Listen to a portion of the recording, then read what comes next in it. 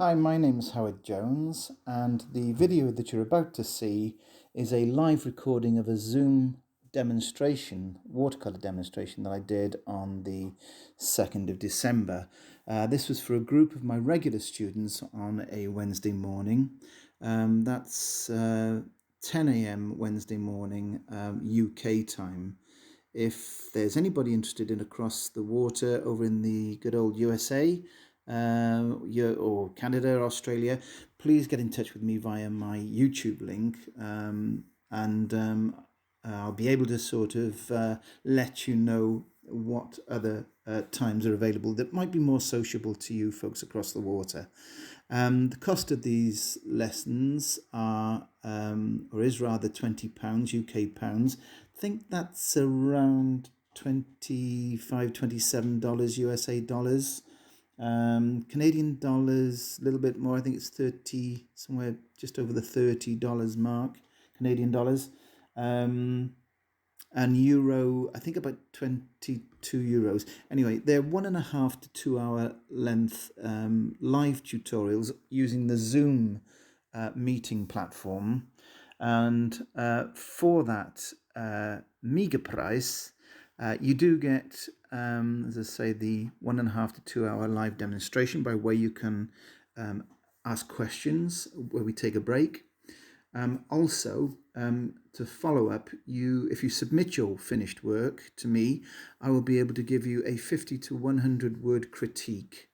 And the other benefit is that you will get 28 days access to a private YouTube channel where you can watch the entire demonstration all over again as many times as you like within that period of time. So, as I say, if you are interested in following me and joining my classes, or if you just want to sort of give me a thumbs up and subscribe to my channel, that would be fantastic. I'd like to hear from you. Hope you enjoy the following video, and see you hopefully in the future.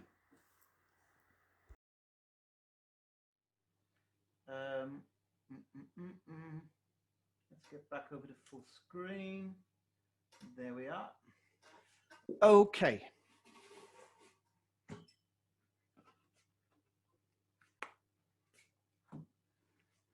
So one thing I've been meaning I had to remind myself to remind you folks of is this. As you can see, I've got my drawing up here. There's something we need to know about shadows. Shadows are important, folks, I'm afraid. You know, we all fear away from them. Yes, you can paint scenes where there's very little light. We sort of, I think it's referred to as like sort of ambient light. Or bear with me a second, I'm just putting on an extra light here. There. Don't know whether that makes much difference, but sorry, ambient light by where the sun is not out, basically, so there aren't any shadows. I mean, if you want to never paint shadows, you will end up painting these scenes where there's no sunlight, which I think is probably a bit sad. So from time to time, we must, I'm afraid, bite the bullet and learn how to paint shadows. And the point I wanted to make is this. When shadows fall on ground, they follow the trace or chase, whatever, the lie of the land, the lie of the ground. So I've drawn these pencil lines in. I hope you can see them. If my light is coming from the left, okay, onto this scene, then the shadow, imagine what's throwing this shadow that I've got here is perhaps a tall tree on the left here. Now the shadow of this tree must follow the ground. It's not going to go straight across and hover in thin air like this. It comes down the slope, follows the slope, even if that little slope makes a slight detour and flattens out. It then travels across this little path. Now that path could be sunk. If it was, I'd drop the shadow line down, it would reach this side of the sunken path, but hit the bank here and rise up again and reappear a little bit higher, same sort of height as it left this bank here. Then if this is sloped ground, it can't go horizontal. It just can't. It has to go up the slope. So it's, when you think about it, that's pretty practical, logical thinking. It's obvious, but it's surprising how you know, it used to catch me out. I never knew what to do with shadows. I used to think, well, how do they fall? How do you place them? And often I would just sort of do a blanket brushstroke that went from there to there. And then after a while, I thought, well, why does it look wrong? And with a bit of extra thought and a bit of study, and that's the best study. Next time the sun comes out, place yourself somewhere where you've got a good singular shadow coming off something, ideally a post or a tall tree, and you know, study how it travels across the ground in front of you. The only other thing you've got to remember about shadows is that we tend to see them at a shallow angle because we're stood on this bit of flattish ground, and they're always going to look thin. This by this dimension here, height wise, they're thin. They're not going to look wide, you know, if it's just a singular tree. Unless this was a really wide building on the left, and then of course that would widen the shadow. Basically the shadow is going to be as wide as the object that's casting the shadow is. But because we see it at a shallow trajectory, a shallow angle, it's going to appear fairly shallow to us. So I'm just checking to see, bear with me a second, folks. I think Jude is supposed to be with us, and that's probably with the other person.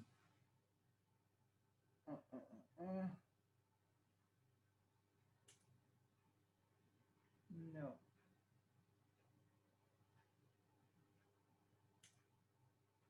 No, there's nobody in the waiting room, so I don't know what's happened to Judith. So, okay. So you'll all have your packs, you'll all have your colors ready. I'm going to start with a wash at the back. So if, like me, you've got, I've got my, up here, just out of sight up here on my iPad, I've got my image. It's actually just a photo of my actual painting, like you've got on your packs. So you'll start with me here and use this phthalo green, ultramarine blue with a little bit of yellow in the lower ground. By yellow, I mean raw sienna. So why don't I just get started? Now, I don't always do this, but it will help some of you if you're not used to painting large areas quickly. And that is just a pre-wet, okay? So I've just picked up some water. If you're going to pre-wet, imagine that there is paint in this brush. So cut around your building. Don't want you to paint to put this water over the building, folks. It is purely to go over the background only.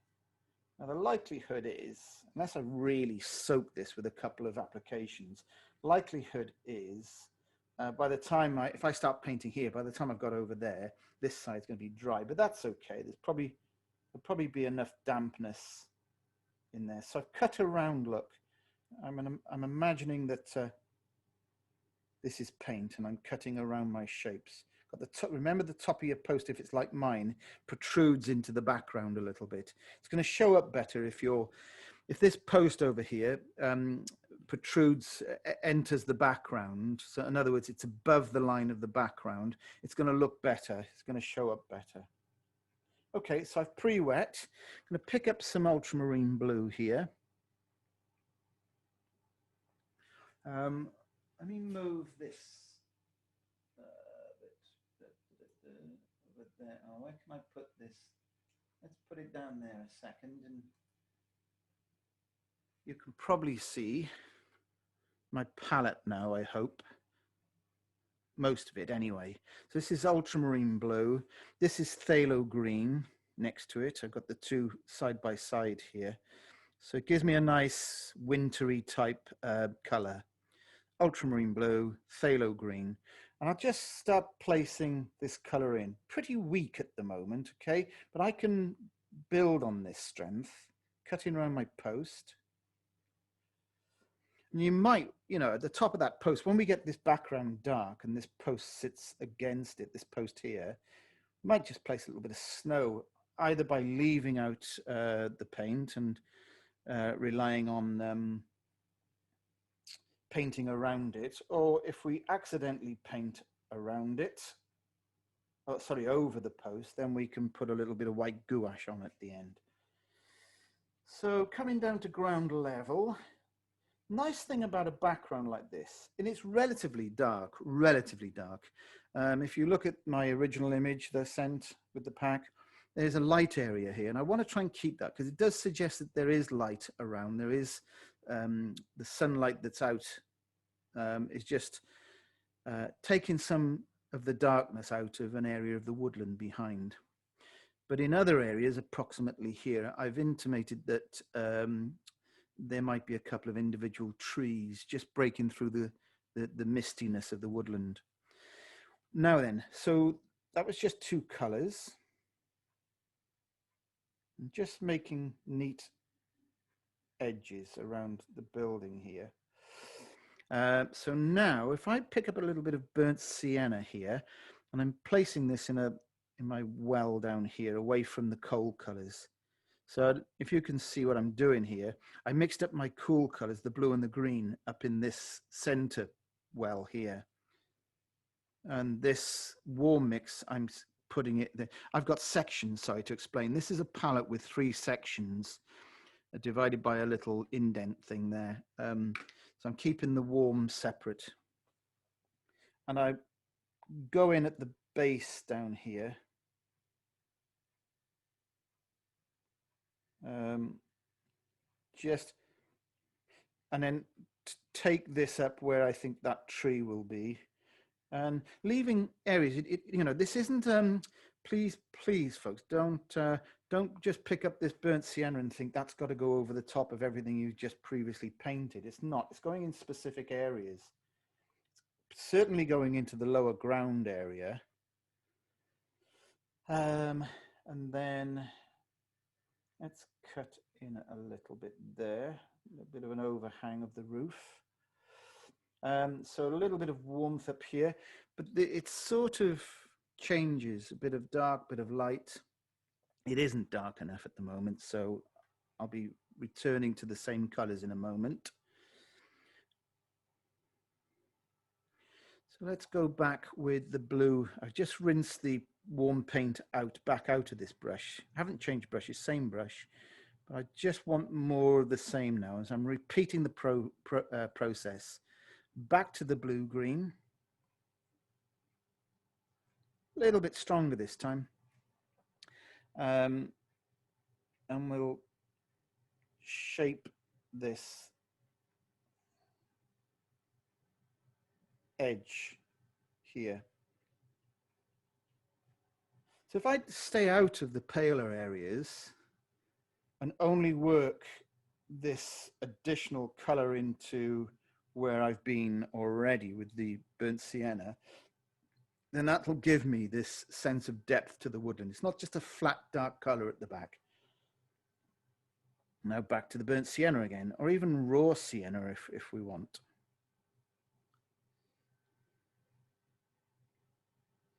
Now as this is I've mentioned many a time the importance of understanding the timing of applying paint with watercolor. And what's happening is, as I speak, as I paint, all the time, this paper, wet paint, is drying off all the time. And I'm using that time, I'm using that drying process to create my shapes. So I know that as long as I don't make this, each additional application of paint watery, in fact, I get less water each time in each mix. So every time I go back in, there's less water in the mix, and I'm staying, as I say, where I decide the dark areas to remain. You can just place, what I'm doing here is I'm just taking the blade of the brush, turning the brush vertically and hinting upon a couple of trees in the background there. So nothing else, just because it's wet, they'll make their own shapes, but they should stay in a sort of vertical fashion.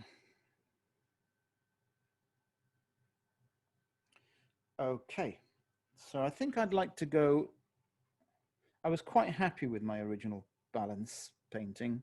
If you study that, that's why I always sort of say in the packs, you know, study my painting, give it a good old study, pull it to pieces. Why did I do that? Why has he gone dark there? Why has he gone warm here? And I like the fact that it's particularly dark around this little chimney type of whatever this thing is, to show it off. And it goes dark up here. So in the background, you're getting a really nice sense of depth because you're not blasting it with one tonal value. The tonal values are soft. There's no hard edges back there, but there certainly are some quite big tonal jumps all the same. A little bit more depth around here. We'll keep that little corner nice and light for the moment. Just a hint of something a bit stronger there. Something a little bit stronger perhaps under here, where the a nice play off there at that back edge, because this will get darker. Remember this this building, this shack. Now that could be a little bit pale, particularly at ground level. So going in again, this color is simply the blue and the green and burnt sienna. I did use a little bit of raw sienna, but the burnt sienna is doing a better job at the moment, making more impact. So let's cut an edge down here, because that's the end of my post there. I think I've just gone over that top cross piece of the post there. With a bit of card, I can scrape that back out because colour will go on to that post at some point. Push that up. That's okay. No great disaster there. Okay, so drying all the time. If I put even less water with this final hit, so burnt sienna, green, blue, burnt sienna, no water at all. I haven't picked up any water at all for this because I'm hoping with the slightly drier conditions of that paper, I can suggest the odd tree limb, the one that pokes out sideways, the branch that grows sideways off the tree. So, and that's only staying in place because of the thickness of the paint, the fact that the paint mix in the brush is a lot, has a lot less water, almost no water. Now, talk while we're on the subject of timing, when to do things with, you know, timing is a huge part of watercolor painting. I have a credit card here. I think probably most of us know this, but I'm going to say it anyway. If you want to scrape out, say, a tree trunk or part of a tree trunk in damp paint, then the word damp is the clue. You cannot scrape anything. You will not scrape a shape out of really wet paint on paper. If you were to try it when it was too wet, it's a bit like I described trying to dig a hole in a muddy ground when it's still raining. As much as you dig the water out, the water falls back in, and that's what happens if you try to scrape a shape out on paper that's still too wet. However, if you wait a little bit, and ideally it's just around the time when the wetness is losing its shine, it just goes off shine and down to something like a satiny look about it. It looks a tiny bit wet still, but I think I'll, because of the thickness of the paint, I'll be able to do it. Now, if you leave it too long, it won't move the paint. You won't make any mark. So if you've missed that window of opportunity, if it's too long, if you leave it too long, it's too dry. And if it's dry, you won't make a mark. One final thing about this. you'll struggle to make a mark on a pale area. Okay, so the only way you'll make a mark in this area of paint is if the paint is of a dark value. Let me just show you. I think this is about the best timing. This is good timing moment. There. So I've taken out a tree trunk. Okay, it could have been. It could have been a tad drier. It's just a tiny bit too wet still. Anyway, it's okay, it's worked. Now I'll put one more in, and I suggest to you folks, if you're going to do this, you put in no more. You either put in 1 tree trunk or 3. Don't go to 4, don't go to 5, don't go to 6 unless you're absolutely sure an area needs it. It's not about the background. You can overdo this. It's great fun, but you can overdo it. So I'm going to put a slightly skinnier one quite close to it here. There. And then I'm going to move away from these 2 tree trunks and put one. I don't want it to coincide with the edge of my roof there. So I'm not going to put it there. I'm going to move it inside, just over the top of the roof there. So there's a 3rd tree trunk. Okay, 1, 2, 3. Spacing and positioning of everything you put in your painting is paramount. It's so important. You just, we still fall into a trap of placing 1 tree here, measuring an inch, putting another. We don't realize we're measuring it precisely. We're doing things in such a uniform fashion, but we do. That's the way the brain is wired, to do things neatly all the time. It's something that happens to us as kids. We're taught to sort of do everything neatly. You got to throw all that out the window when it comes to painting and an aesthetic composition. You've got to fight it off. So look how there's quite a bit of distance between these 2 tree trunks and that one over there. And even with the 2 that I've placed over here, they're not at the same height. One's slightly wider, it's a bigger tree trunk. The one shifts up a bit and is thinner. And that's how we create interest and stop things looking artificially neatly placed. Now I'm going to put one little side branch coming off the bigger trunk, that one there. So, and that's enough. You could get tempted to put loads more in. Do it if you want. If you've really got to sort of prove it to yourself, just blast it and obliterate it, and you tell me afterwards if you like it or not. You might like it, so who am I?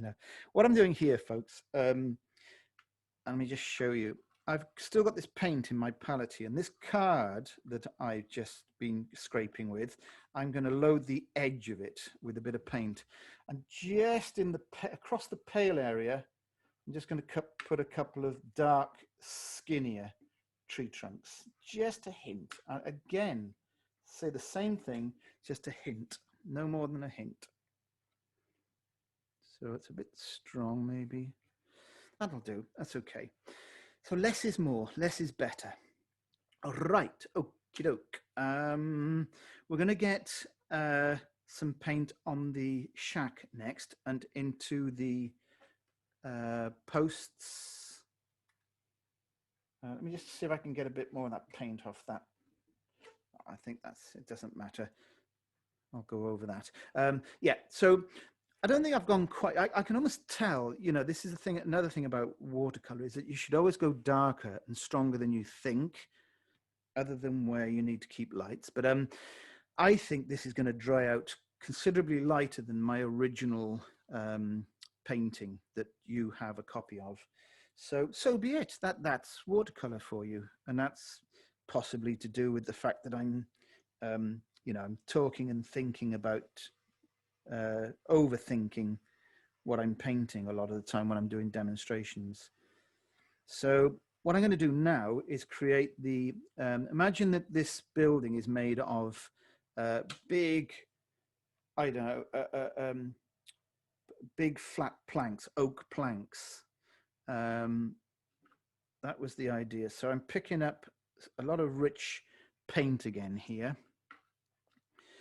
Ultramarine blue, the same three colors as I've used in the background: ultramarine blue, viridian green, and burnt sienna. But this time, whereas the background had a bias towards the blue and the green in the mix, this has very much a bias towards the burnt sienna. But the other two colors are in this mix.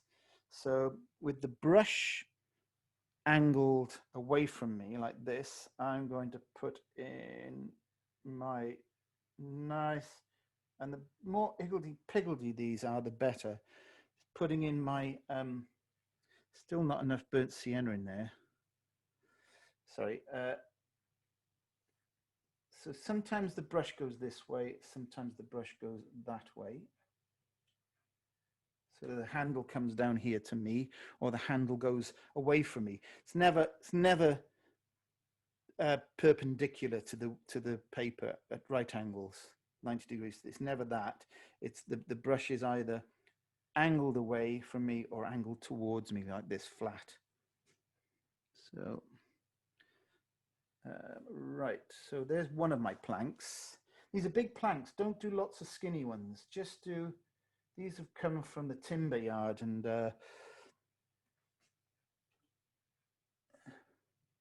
they're, I don't know, 12 inches to 18 inches wide each plank.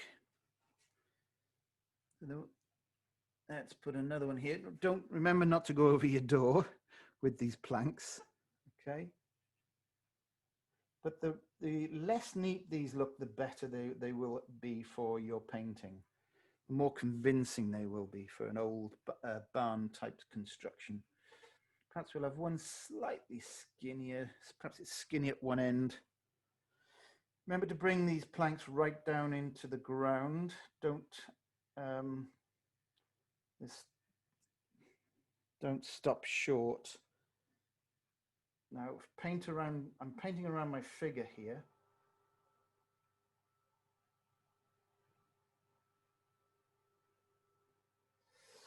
Carefully painting around my figure. Now this little building is a little bit trickier.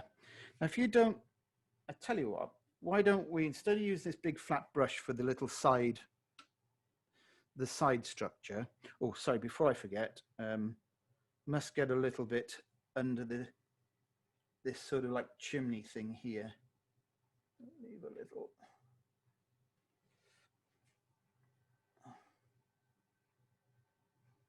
Yeah, sorry, let's go back to this here. And what I'm going to do with that is I'm going to take the round brush, that one there. I'd rather do it with a flat brush. I mean, you could dig yourself out a flat brush from your brush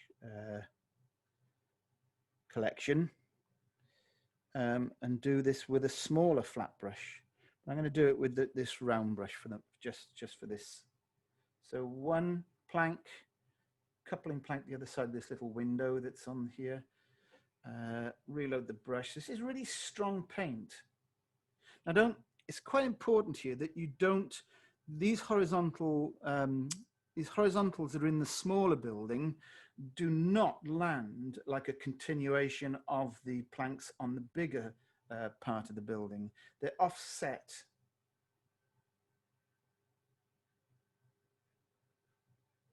A separate one there, a little skinny one.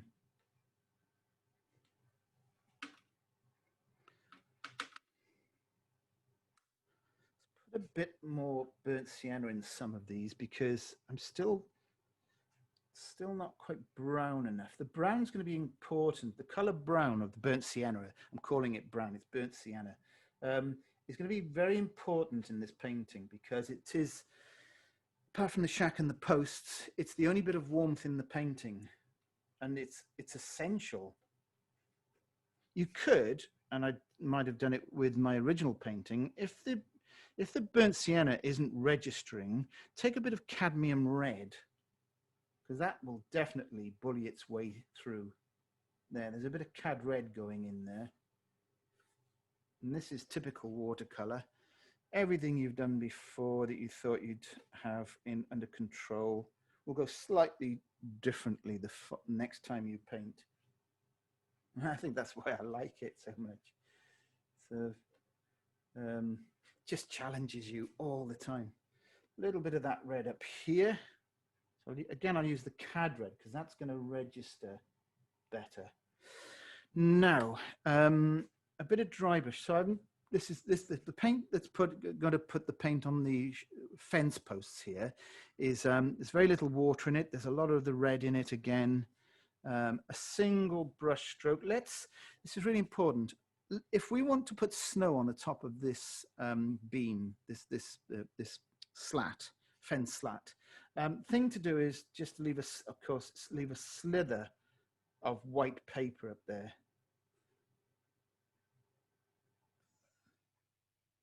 Okay, I'm not going to do the upright just yet, but if you note, I've left a little bit of, let me see if I can point this out to you.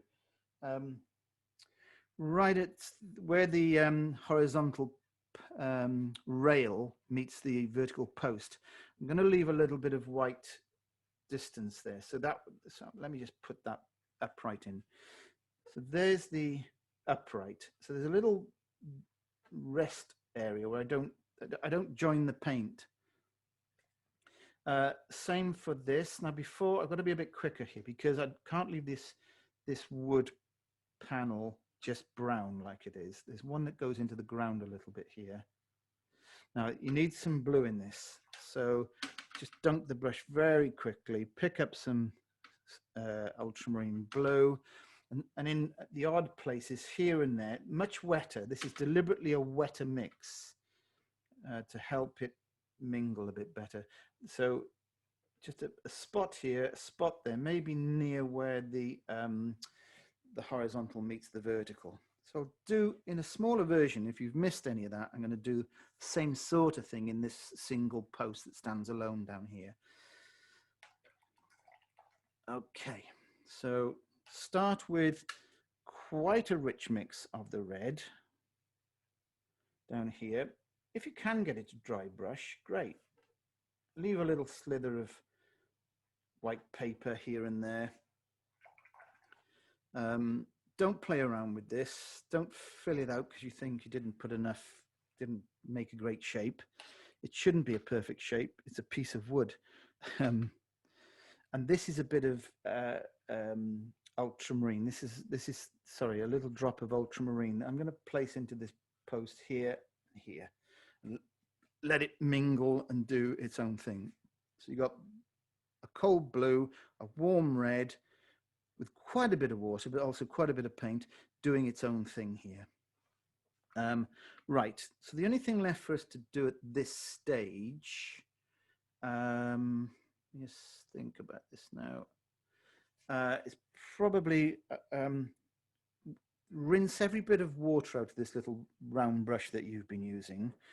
And what I want you to do is not pick up the watery stuff that you've just used for the fence posts. It's not really watery, sorry, it isn't watery. Whatever you do, don't make these color mixes watery. But it's more water, there's more water in it than what's coming now. And that's me just taking almost neat paint straight from the tube on a separate area, which I know is the surface is dry of my palette, and a bit of blue. So it's ultramarine blue and burnt sienna. And all I'm doing with this is delineating, to suggest, roughly speaking, where the edge of, when it's not covered in snow, where the edge of the path probably is. So maybe something just popping out of the edge of the snow there. And this is very dry brush technique. A little bit at this edge. So it's just an indication as to what's going on at the edge of a snow-covered path. There are a couple of other things you could do. I'd be very careful with this, but you could just place a couple of dry brush marks in this, what will be the snow. We will put a wash over the white area at some point. But if there's anything growing out slightly out of the snow, just the odd grass tuft, then do it with dry brush. A little bit, you can make a little bit more around the base of the posts, fence posts. Probably need to do something over here. On my original painting, this is particularly blank. There's nothing here at all. And whilst I like the idea of leaving a restful area in any painting, it can be sometimes that you need something there at least. So before I down tools and we have a little chat, I'm just going to put some thinner lines. These are not shadows as such. Well, I don't think of them as shadows. What they are is just an indication of the lie of the ground back there, closer to the little hut. So they might be really skinny. Just the point of the brush. I want them to be a bit cooler, a bit more blue. Don't do too much. Get a bit messy back there if you're not careful. So let me think. I don't think I can do much else at this stage.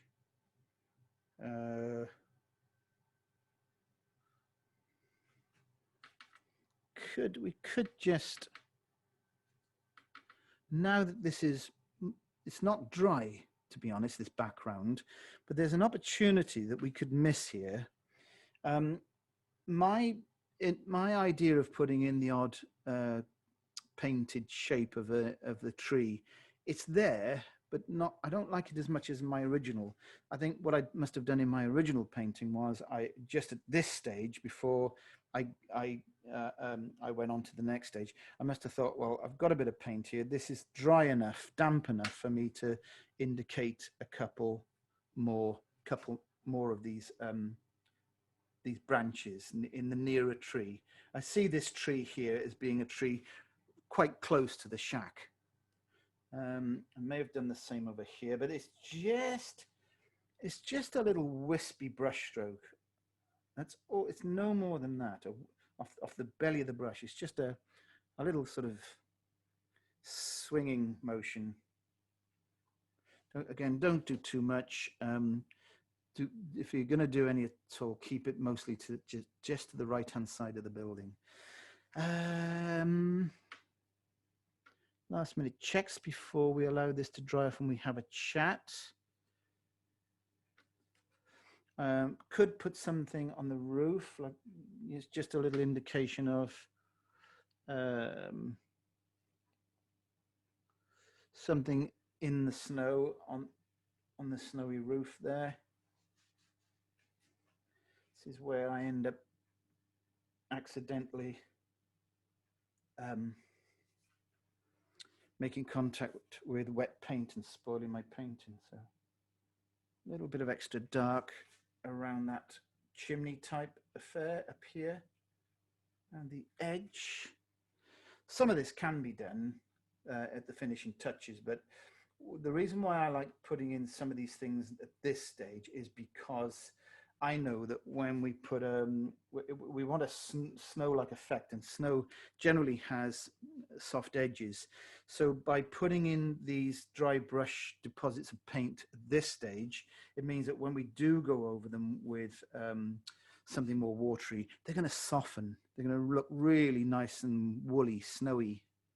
So a couple of these little marks will do the job of making something look soft without trying to force it with the correct type of mix. A more difficult job that would be. Okay, think we can, this is a classic example of people will be tempted to put footprints in the snow. After we're putting a figure in, that's up to you folks. I'm not saying whether that's a good idea or a bad idea. I've just seen it too many times in too many paintings, and I am inclined to veer away from things that are overdone in artwork. But do it by all means. It could work. I always think, well, if you put footprints in here, you're always making that assumption that the person is walking to the shack. Why can't they be coming out of the shack? In which case, if they're coming out the shack, they won't have walked in this area yet. It's just, it's probably just a Howard thing, a personal thing. So please don't think that's necessarily right or wrong. It's just me, the way I interpret and try. You know, as I say, my only gripe is that I think I see it too often. Same thing too often. Okay, don't think we can do much else. There may be just the hint of another line between some of these planks up here. But when we get the wash over those planks on the building, you'll see what I mean about it'll soften, making the white gaps between the panels on the shack really look like snow instead of just what they look like at the moment. Looks like it's just been painted white and brown or white and dark. Couple of lines around, probably needed around the doorway, inside the doorway. One across the top there, some sort of wooden lintel. A couple of lines down the door itself. Probably that's all we need. Right, okay. Right, I'm just cleaning the brush off here, and I'm gonna come back over to you folks.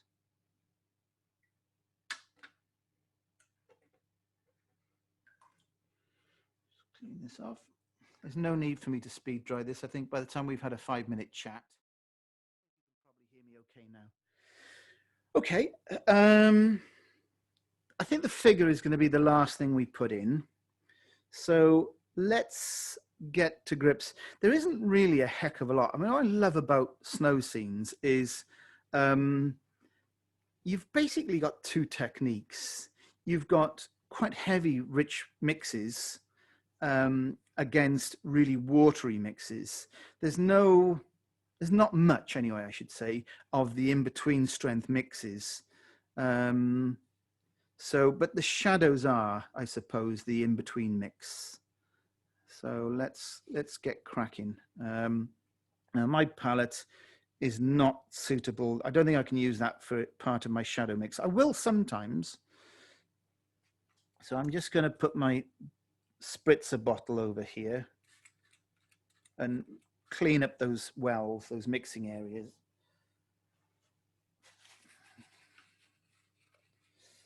Doesn't have to be spotless.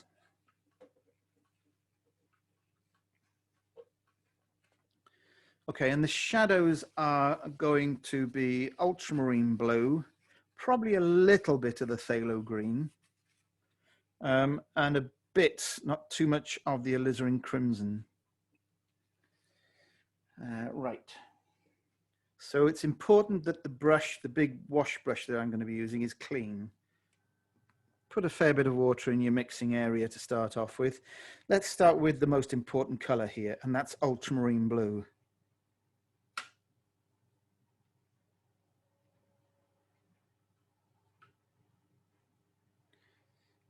So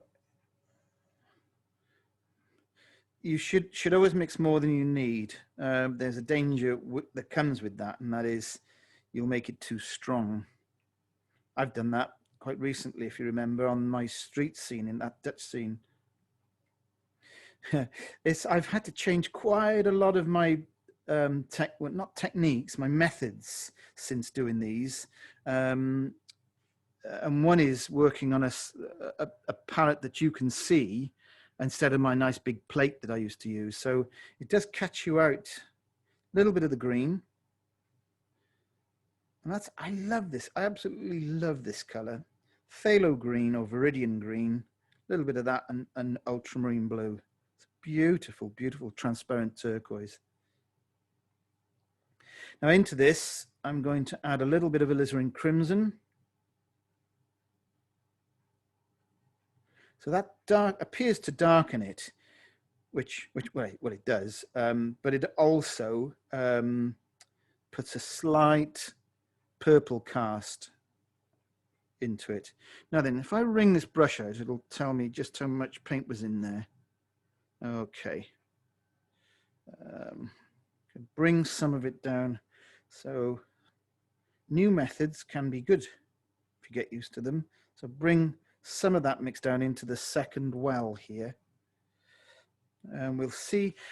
I'll do what I always recommend do, because quite honestly, it's what I do anyway myself, and that is have a piece of tissue in your one hand in case you don't like the strength of the mix when it goes on. You can take it straight off. And secondly, choose where this your test shot goes. In other words, be safe if I went down into that little lean-to over here. That's about right, but I think it could, interestingly enough, it could be warmed up a little bit, this shadow. So I'm going to put a tiny bit of burnt sienna in that. Now then, the little roof on this hut is going to mostly be in shadow. I think I left my original one in light,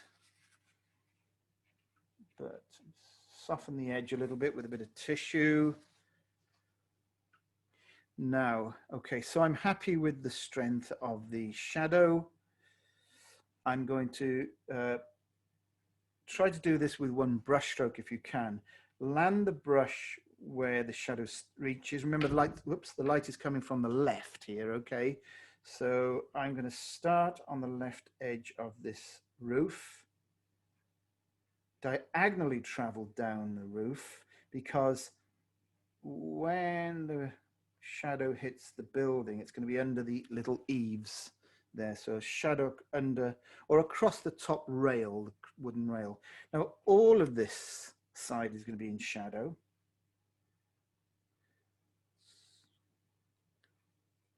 Just picking up a tiny bit more water on this brush.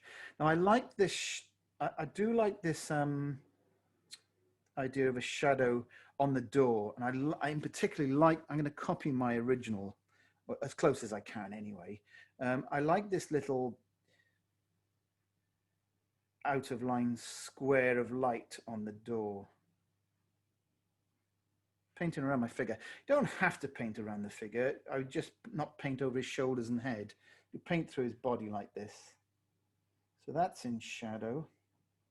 Then the shadow hits just the lower left quarter of the right hand side of the building, about here. Now, come back to this white, these white areas in a moment, and we'll come back to see if the roof itself needs something much weaker on it in a moment. Let's get the shadow. Let's think shadow. Just concentrate on shadow. I've got to the bottom of the door here, and the corner of my flat brush will give me some control over the where the bottom of that shadow meets the snowy ground entrance to the doorway. Now I think it's going to have to come down here. Shadow's going to have to come across that area there. Just reload the brush for a moment. Now let's put the first of our, or let's put the shadow of the figure in first. So I'm painting the figure's shadow before I'm actually painting the figure. So there's the shadow. Remember, across the ground because he's on the flat of the path, but his shadow extends slightly up the snowy bank a little bit. I don't know what's throwing it, but for the sake of balance, I think there should be a slither of shadow here. And still a little bit under this, because my figure's a little bit higher in this painting than in my original painting. So I've shown the shadow between his legs there because he's a little bit higher. Being a bit careful around this, perhaps overly careful around my figure. We'll be painting him in properly in a moment. So watch how I get my thin line of shadow here for a moment. The brush is pointed, if you can get this.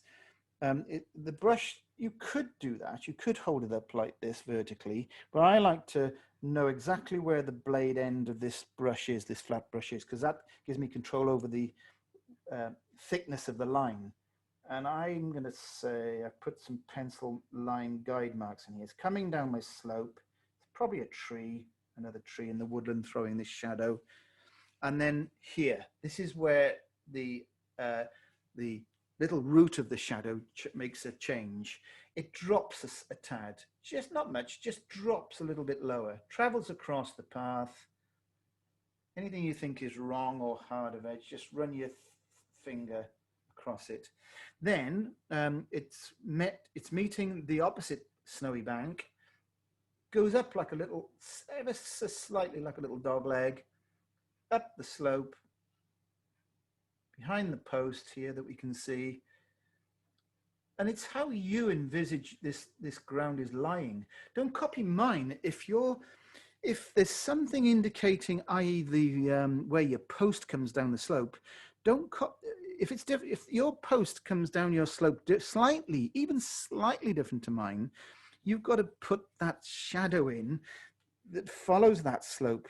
You can't have the fence saying, well, the slope is like this because my fence is showing you, and then put the shadow in like somebody else is painting, like mine, because you might have a slightly different, you've already inferred a slightly different slope. So this is why it's along the lines of what I say about your drawing. It's got to work on your painting. It's got to work for you. I do need another slither of shadow down at the back here. This is even skinnier because it's further away. You could do this with a rigger brush. Perhaps I should have. Perhaps I should have made that with a rigger brush, because I think I'd have got a skinnier line back there. Just do a little rigger brush line for a moment, Danny. I just picked up this rigger brush and a little skinny line of shadow. That's better. That's better. A little more finesse. Because these shadows, assuming that most of the trees that are on the left that we can't see are much the same width and height, then their shadows are going to get skinnier and narrower as we go away from our view. So let's have shadow here, another little shadow. Can do too much of this if you're not careful. Here's what I was talking about earlier about putting your trees in, the trees in the background, not uniformly.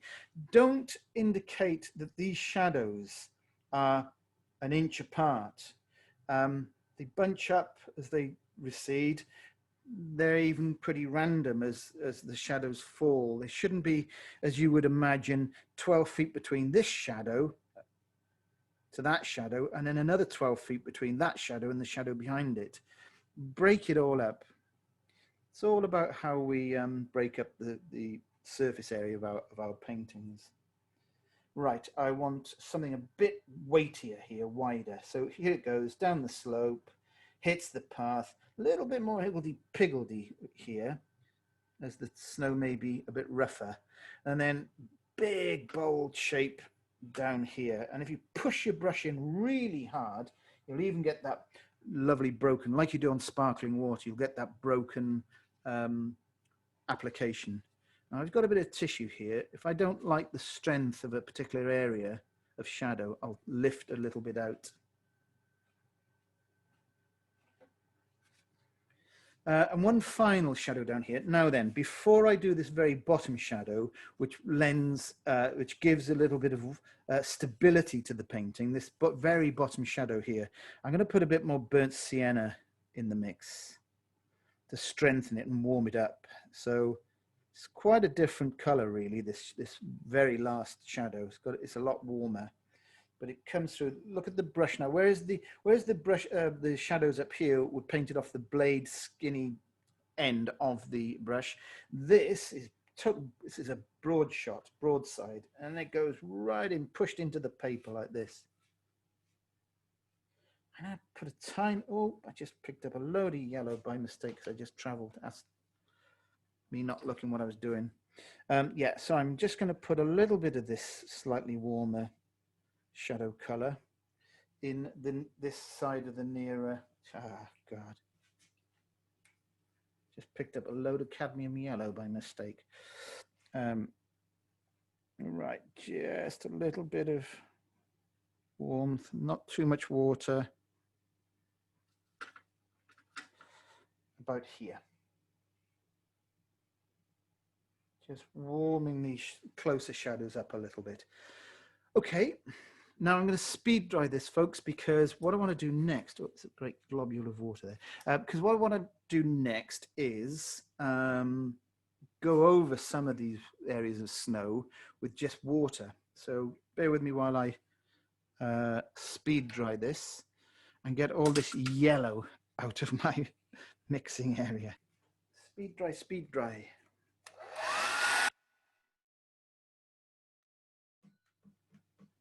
Righty ho. So this is my plan to finish this painting. Obviously got to put the figure in, but what I want to do is could leave it like this because it certainly has bags of impact as it stands at the moment. But if you are able to compare this one with the one that I sent you, the one I sent you looks a bit warmer around this area here. And that's because I picked up an incredibly weak mix of, I think it was burnt sienna or raw sienna, or even maybe a mix of both. But basically it was water with a tiny bit of these colors in it.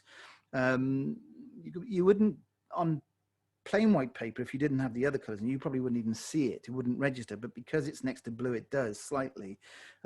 So that's what I did with my previous one, because it warms up the foreground territory and it looks a bit more natural for it.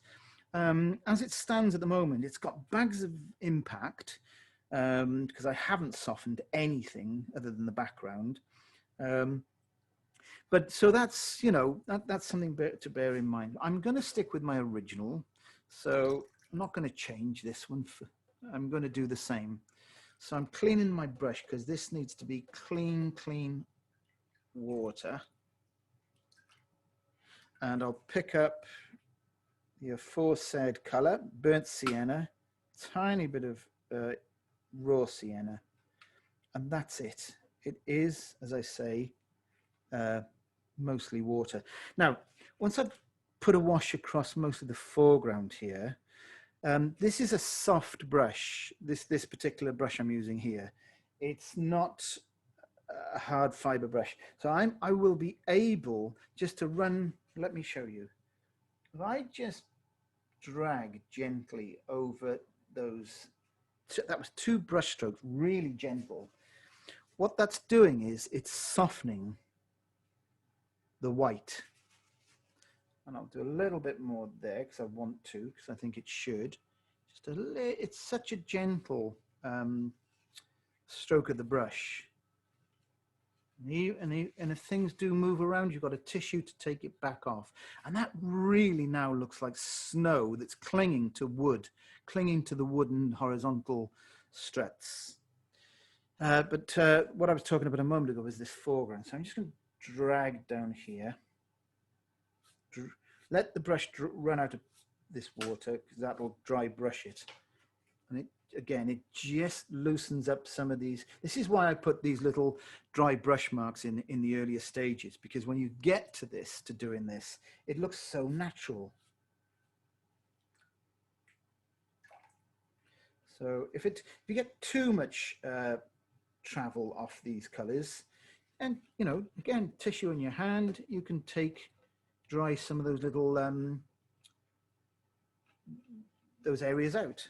It's looking far more natural for it now. Do the same to a lesser degree here. So it's imperceivable. I mean, what I'm moving, the amount of paint that I'm moving off these shadows and little bits of a few marks I've made is barely recognizable. I tell you what I didn't do. I didn't put a little bit of blue in the door before downing tools in the first stage. So I'm just going to put a little bit of any blue, bit of cerulean blue, really weak, in the light area here. That looks better. And then something similar over the roof, very watery here, just here and there, a little bit of softening because it's snow and that's what snow looks like. It's amazing what that does for softening and making it look like snow. Just a little bit of softening of edges here and there. There's not much water in this brush. It's just enough to make what little paint is around this roof area move a little bit. Same on that little roof light there, on that little wisp of light. A little bit of water that makes contact with the neighboring background. Let's do the figure. Okay, and for the figure, I'm using this pointy number 7 brush. Actually, it's a number 8, but it doesn't matter. So figures, first thing I'll do is put some red in the face. So cadmium red or burnt sienna, either or both. And let's assume that not only in his face, but if we take the red down into his chest area, might even suggest that he's got a scarf on. Now then, this mix for the body is going to be ultramarine blue. Oops, there's way too much water on the surface of my palette. I can't get the mix I want. There's too much water kicking around here. Ultramarine blue. And the fact that the fact that I've changed the palette I use means that these little wells that I'm drawing from end up with water inside them. That never used to happen before because I used to have my paints on the edge of a plate, so no water accumulated around the actual paint itself. You've got to be careful of that. You know, you think, well, why can't I get a really strong paint? Well, if every time you pick up paint from these little wells or wherever it is you're storing your paint, every time there's water, you're depositing water into that little well. This is filling up, and it's when you take your paint, you think it's neat paint, but there's actually quite a bit of water in it, which prevents you from making a good strong mix. So be mindful of that. Caught me out since I've been doing these Zoom classes. Thinking, why can't I get my darks? Anyway, so this is a nice gloopy, sticky mix of ultramarine blue, a little bit of phthalo green, and a bit of burnt sienna. But I want it to be done. I mean, if you've got it to hand, pick up a bit of, I don't know, cerulean blue or something.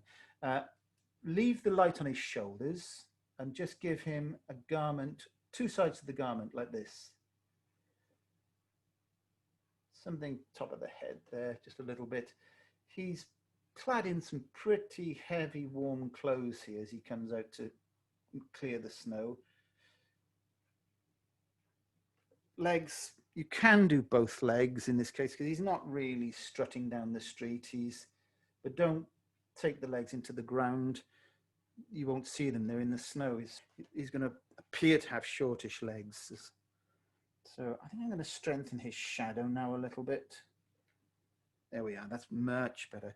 I gave him, it could be construed as a stick to keep him stable, or it could be a shovel. He's out to do his bit of snow clearing. Where else can we take this? We can now have a look at 1 or 2 places, edge of this roof where it's in the sunlight. If you pop in the brightest area of the snow on the roof, if you pop the odd little dark mark there, it'll make the light look even brighter. Just a little point of the brush lands here.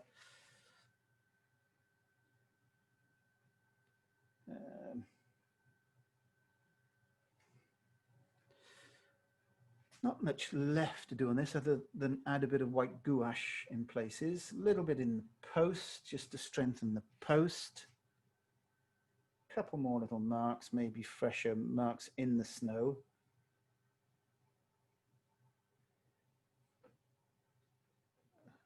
The way I paint. I'm just looking for areas where I can strengthen 1 or 2 things. Maybe there's something here. Oh, there's the window, isn't there? Which I should have put in really before. That's okay though. All these things are options, the way you paint. A little hint of the roof over there. bit more hint of the roof on this side of the main building. Maybe a vertical here and there. I think the original painting, I don't know. I was going to say, I think the original painting benefits for being a bit darker in the background. I'm not going to change this one. You could, if you're absolutely sure this background is bone dry, and it's probably best to leave it till tomorrow, but absolutely it's bone dry. You could put it on the flat and just put a glaze mix of ultramarine blue and what's the other one? The green, phthalo green or viridian, and just put a glaze over it. That will darken it without changing it. But I might prefer this by the time it's settled. So let's get this rounded up.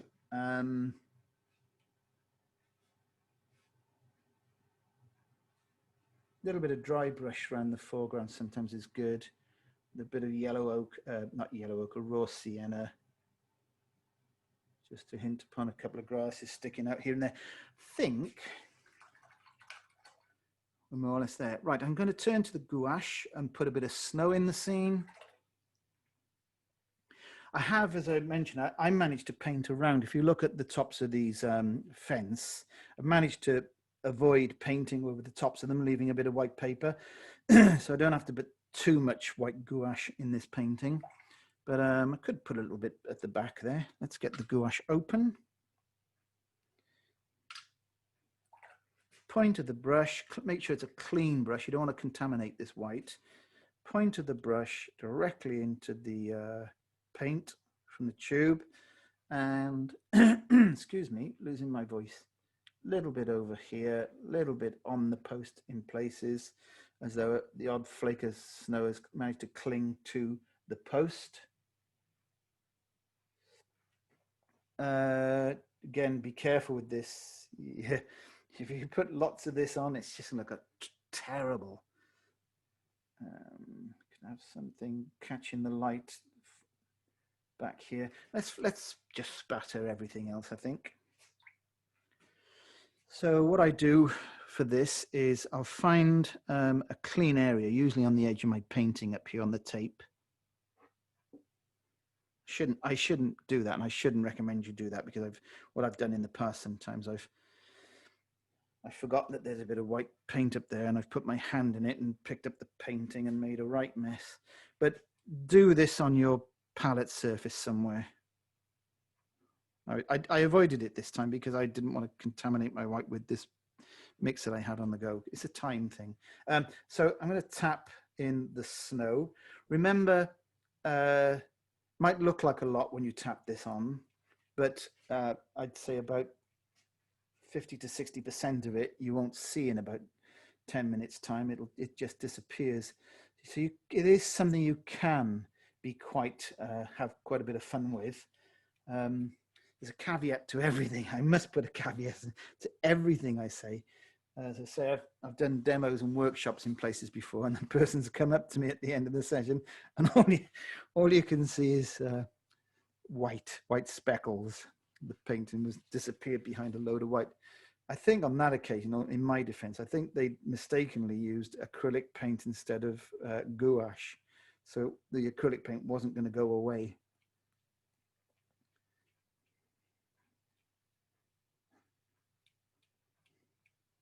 Why they had acrylic paint with them at a watercolor demonstration, I've no idea. Right, so bit more, and then this is just me having fun. It's not an essential part. What I sometimes do, I pick up a rigger brush here, and there may be a couple of icicles just hanging off the roof here. So if you've got a nice dark top to your if this area of your shack is nice and dark, you'll be able to do what I'm doing, and that's put some icicles in, maybe even something that comes like a string that's been used to tie something up at some point, hanging off here. Wires around the fence area, very random, just adds a little bit of life to the painting. There we are. And there's the done job. I'll put the mount around it so you can see what it looks like. Move my palette.